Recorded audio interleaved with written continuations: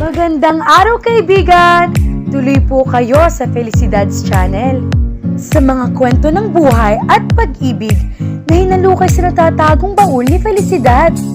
Pero bago po tayo magpatuloy, huwag niyo pong kalilimutan na i-like ang video, i-subscribe ang channel, at i-click ang notification bell para lagi kayong updated sa mga parating pa na upload.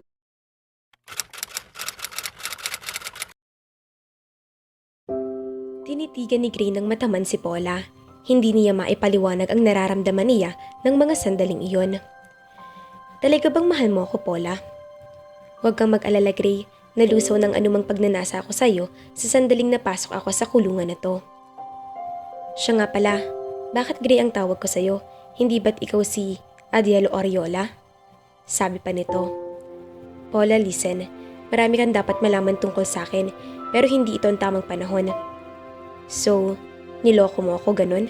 Nagsinungaling ka sa tunay mong pagkatao sa amin ni nanay at ikaw talaga si Adelio Oriola?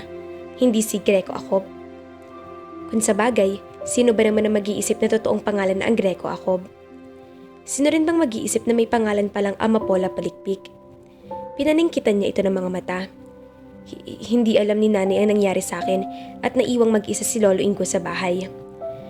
May isang tawag ako na pwedeng gamitin pero nang kontakin ko ang cellphone mo ay busy ang linya, kaya nasayang lang iyon. So baka pwedeng puntahan mo si Ellie para sabihin ang nangyari sa akin. Alam na nun ang gagawin. Minsan ang nakalapit sa pao iyon nung nagkakaso ang tatay niya. At pakisabi na rin na pakibantayin muna si Lolo. Pakitawagan na rin si nanay. Ikaw na lang ang bahalang magpaliwanag. Oo, ako ang bahala, Paula. Marami pa tayong dapat pag-usapan. Papasok na ako sa loob, Greco. Umalis ka na. Paula.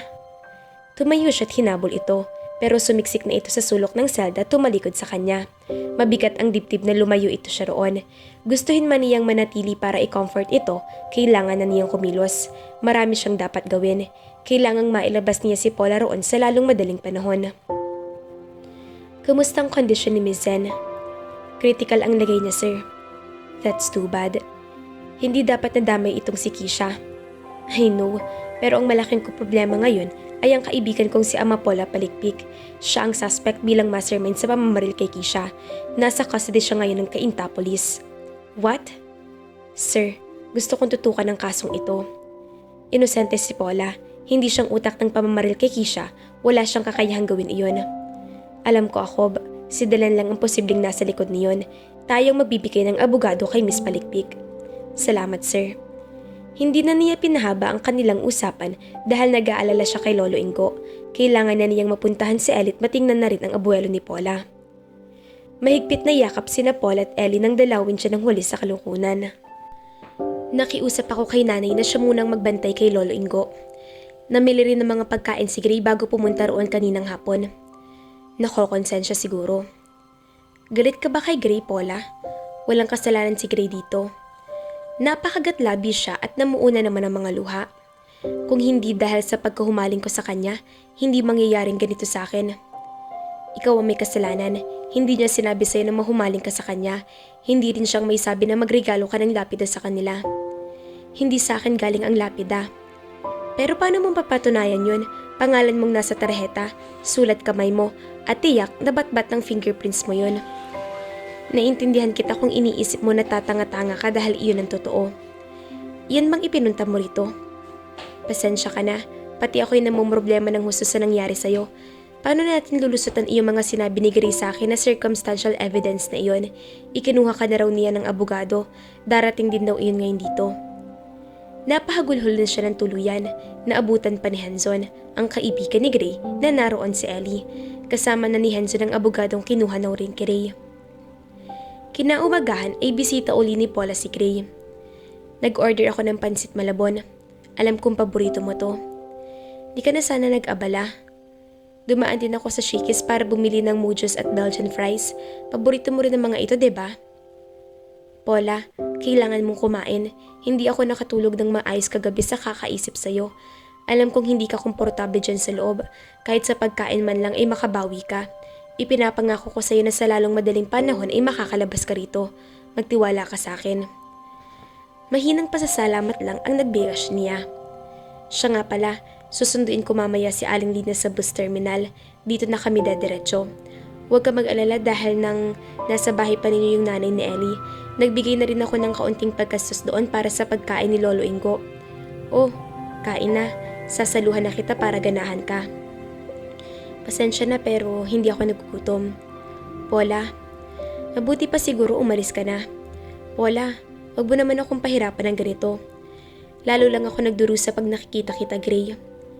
Pigil niya ang pag-iyak ng mga sandaling iyon. Sige, aalis na ako. May dadaanan pa kasi ako bago dumiretso sa bus terminal. Pagkaalis ito'y hindi na niya nalabanan ang matinding gutom. Sinaluhan siya ng 2 kapwa niya inmates. Hapon na nang dumating ang kanyang ina. Mugto ang mga mata. Hindi dito kasama si Gray. Bakit ba kasi dumampot ka na lang ng basa na kung anong regalo na hindi mo alam kung ano ang laman? At tama lang pala na paghinalaan ka nila dahil sa mga nakuha nilang ebidensya sa kwarto mo. Matagal ka na palang may gusto dyan kay Gray, kaya pala panay ang punta mo sa bahay niya. Kaibigan ko no pero pinagnanasaan mo pala. O ngayon, anong napala mo? Napaiyak siya. Paano ka ngayon makakalabas ng kulungan? Pwede ka naman daw piyansahan pero saan naman tayo kukuha ng ganoon kahalaga? At hindi birong kasong kinakaharap mo, Ama Paula, frustrated murder at magiging murder kung mamamatay sa ospital ang babaeng yon. Nay, inosente ako. Naniniwala ba kayo na kaya kong gawin iyon? Hindi natin pwedeng kalubugin ang tita Aneth mo dahil sa kalagayan niya ngayon. Ni ayaw ko ngang ipaalam sa kanyang tungkol sa napasok mong gulo. Diyos ko, Ama Paula. Nay, ayaw kong tumagal dito. Tulungan niyo ako, Nay. Paano? Ano gagawin ko? Kung pwede nga lang mang-hold up ako ng bangko ng ganun kadali, ginawa ko na. Ang laki ng problemang idinulot mo, Ama Paula. Mauuna pa yata ako mamatay kaysa dun sa kisyo na yun sa problema sa'yo. Nay, hindi ko ito ginusto. Umungal na lang ito at umiyak na naman. Nag-i-emote pa rin ang kanyang ina nang dumating si Gray. Ihahatid ko na po kayo, Aling Lina. Sige. Walang kangiting-ngiting tugon ng nanay niya sa bintana. Alam ni Paula na hindi man makatarungan para kay Gray ay nadama pa rin ito sa hang-ups ng nanay niya. Kinabukasan, alas 9 pa lang ay dumating na ang binata roon. Hindi niya ito hinarap at hindi tinanggap ang dalang pagkain para sa kanya. Takang-taka si Avelina ng umagang iyon nang may dumating na lalaki mula sa Pacific Bank, ang bangkong pinagtatrabahuhan ni Gray. May kakapalan ang sobre na iyon at may hinala siya na perang laman iyon. Para sa akin to? Kayo ho ba si Avelina Palikpik? Ako nga pero pakibiramahan na lang po itong resibo. Ano bang laman ito? Buksan niyo na lang ho, ma'am. Dito na lang po kay pumirma. Nagpaalam na ito pagkatapos niyang pumirma. Bigilang hiningang binuksan niya ang sobre at nanlaki ang mga mata niya nang makitang perang laman niyon. Sandamukal na lilibuhin. Juan de la Cruz ang pangalan ng sender at may note lang doon na para iyon sa pampiyansi ni Paula. Ang iba'y panggastos nila. Matagal siyang napako sa kinatatayuan, parang saglit na nawala siya sa wisyo. Nang mahimig ang sarili ay tumakbo siya patungo sa bahay ni na Ellie. Elias, pwede mo ba akong samahan kay Paula at may sasabihin din akong mahalaga sa'yo? Sige po, Aling Lina, tatapusin ko lang ang pagkain ko at magbibihis agad ako. Saluhan niyo na kaya ako. Wag na. Daanan mo na lang ako sa bahay mamaya. Magbibihis na rin ako. Bibilinan ko pa yung kapitbahay na titingnan muna kay tatay. Sige po. Pagkalipas ng 2 oras ay nasa Cainta Police Station na sila. Hindi makapaniwala si Paula sa kwento ng nanay niya na may nakatanggap itong pera na pampiyansa. Kanino man kaya galing yan, Nay? Sino yung Juan de la Cruz na yan? Iyan din ang tanong namin ni Elias kanina pa. Sinong ba sa magbibigay ng ganyan kalaking halaga sa panahong ito? Kahit nga 100 ang hirap mangutang sa hirap ng buhay. Hay nako, huwag na natin pahirapan ang sarili natin sa kakaisip kung sinong taong iyon at ipagdasal na lang natin na sana ay lalo siyang pagpalain. Ang mabuti pa'y kontakin na natin yung abogadong ibinigay ni Gray at makipag-usap sa hepe para mapiyansahan ka na't nang makauwi ka na. Parang kasing laki ng troso ang tinik na nabunot sa kanyang dibdib ng mga sandaling iyon. Sige, Nay. Wala pang 2 oras ay dumating na si Attorney Sulit at nailabas na siya ng kulungan. Palabas na sila nang dumating si Henzon. Parang hindi ito nagtaka nang malaman mula sa nanay niya na nakapagpiyansa na siya. Ihahatid ko na kayo pa uwi sa Palumpok. Wag na. Salamat na lang. Nang nagdaang gabi ay ipinangako niya sa kanyang sarili na iiwasan na niya ng tuluyan si Greco at kasama sa pag-iwas niya rito ay ang hindi pakikisalamuha sa mga taong malapit din dito, maliban na lang kay Attorney Sulit. para hindi na kayo mag-commute. Sanay naman kami mag-commute maaabala ka pa Henzon. Binalingan niya si Elias at ang nanay niya kapag kuwan. Tara na. Salamat ha. Sabi niya na bahagyang nginitian ito.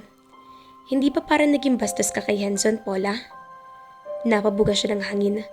Ayoko lang na may tatanawin na dagdag na utang na loob sa kanila ni Gray.